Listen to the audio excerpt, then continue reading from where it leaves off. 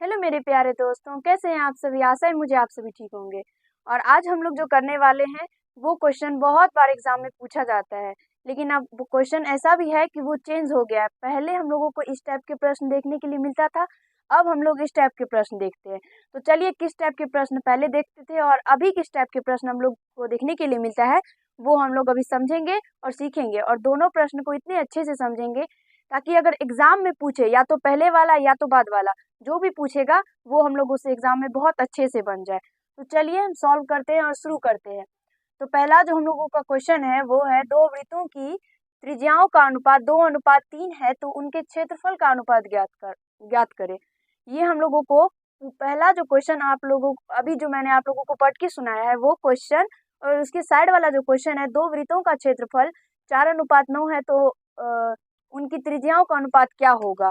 ये दोनों जो ऊपर वाला क्वेश्चन आप लोग देख रहे होंगे, ये दोनों क्वेश्चन हम लोगों को पहले पूछा जाता था ऑब्जेक्टिव के रूप में। ये चारों क्वेश्चन ऑब्जेक्टिव ही क्वेश्चन है, जो कि ऑब्जेक्टिव में पूछा जाता है। और ये दोनों ऊपर वाला क्वेश्चन पहले पूछा जाता था, लेकिन अब जो है वो बदल गया है। यानी कि अब ये नीचे वाला जो दो क्वेश्चन है, यानी परिधि का अनुपात दे दिया जाता है और त्रिज्या का पूछा जाता है, या तो परिधि दे दिया जाता है और क्षेत्रफल का अनुपात पूछा जाता है। अब ये दोनों क्वेश्चन पूछा जाता है, लेकिन अभी हम लोग ये चारों क्वेश्चन समझेंगे, ताकि अगर ऊपर वाला ही पूछ दे तो हम लोगों से ये सॉल्व हो जाए, बन जाए, हम लोग एक नंबर ले आए। क्योंकि एक नंबर से बहुत कुछ हो जाता है। तो चलिए शुरू करते हैं हम लोग। तो ये हम लोगों का जो पहला क्वेश्चन है वो है, दो वृत्तों की त्रिज्याओं का अनुपात 2:3 है, तो उनके क्षेत्रफल का अनुपात। देखिए, सिंपल से इसमें क्या होता है, अगर त्रिज्या का अनुपात दे दिया जाता है और क्षेत्रफल का अनुपात पूछा जाता है, तो हम लोग क्या करेंगे, आराम से क्या करेंगे, दोनों का ये त्रिज्या का जो अनुपात है वो दोनों अनुपातों का वर्ग कर देंगे। जैसे कि 2:3 है, तो 2:3 यानी दो का भी वर्ग कर देंगे और तीन का भी वर्ग कर देंगे। आराम से वर्ग करने पर हम लोगों को आएगा, दो का वर्ग करेंगे तो 4 और तीन का करेंगे तो 9। यानी ए नंबर हम लोगों का जो पहला ऑप्शन है वो हम लोगों का इसका आंसर हो जाएगा, बस और कुछ नहीं है। और इससे अगर आप लोगों को समझना है कि इसे हम कैसे सॉल्व करते हैं, यानी ये वर्ग जो करते हैं वो कैसे हो जाता है, अभी हम लोग ट्रिक समझे कि वर्ग कर देने से आंसर आ जाता है।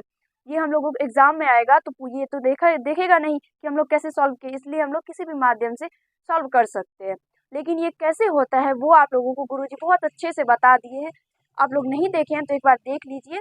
अब देखिए, दूसरा जो क्वेश्चन है वो है, दो वृत्तों के क्षेत्रफल 4:9 के अनुपात में है, तो इनकी त्रिज्या का अनुपात क्या होगा। देखिए, क्षेत्रफल का अनुपात दिया है और त्रिज्या को पूछा गया है, तो हम लोग इसमें क्या करेंगे, जो क्षेत्रफल का अनुपात है उसका रूट कर देंगे। यानी 4:9 है, तो 4 का भी रूट करेंगे और 9 का भी रूट करेंगे। तो 4 का रूट करेंगे तो 2 आएगा, 9 का रूट करेंगे तो 3 आएगा, यानी 2:3 आ जाएगा। और ये आप लोगों का दूसरा जो ऑप्शन है वो 2:3 है, वही इसका आंसर आ जाएगा। आशा है आप सभी को समझ में आ गया होगा।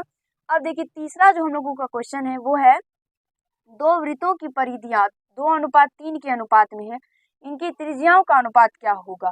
मैं आप लोगों को ये तीसरे वाले क्वेश्चन में एक बात बता देती हूँ, जो कि आप लोग याद रखिएगा कि ये इस टाइप के प्रश्न जो होते हैं जिसमें दो वृत्तों की परिधियों का जो अनुपात दे दिया जाता है, वो जो अनुपात होता है वही त्रिज्या का भी अनुपात होता है।